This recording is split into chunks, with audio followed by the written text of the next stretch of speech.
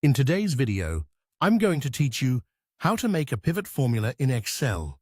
We'll start by opening Microsoft Excel and getting familiar with what a pivot formula usually means in this context. In Excel, this can refer to a calculated field inside a pivot table, or to the GETPIVOTDATA function, which is used to pull values from a pivot table into other formulas. For this tutorial, the main focus is on creating a calculated field, which is a simple way to build a new calculation from fields that already exist in your data. To understand the process, imagine a small sales data set with columns for salesperson, region, sales, and cost. The actual names in the worksheet are not important here. What matters is that your data is organized in clear columns with headers, because that structure is what Excel needs in order to build a pivot table correctly. Once your data is ready, select the full data range. Then go to the Insert tab and choose Pivot Table. Excel will ask where you want to place the pivot table. You can put it in a new worksheet or in an existing one, depending on how you want your file organized. After choosing the location, click OK.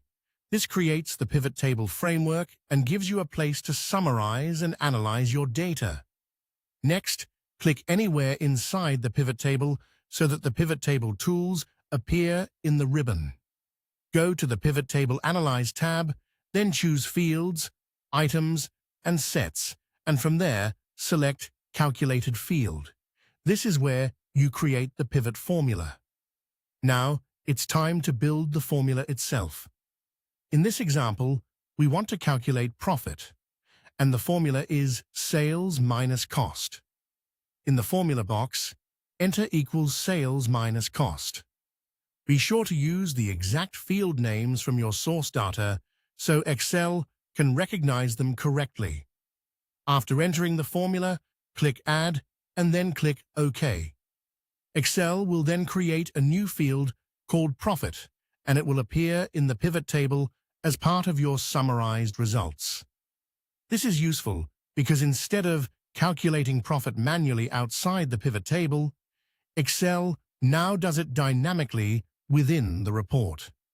If your pivot table changes, the calculated result updates with it. That's the basic process for making a pivot formula in Excel. By creating a calculated field, you can extend your pivot table and turn raw summary data into more meaningful insights, all without leaving the pivot table environment.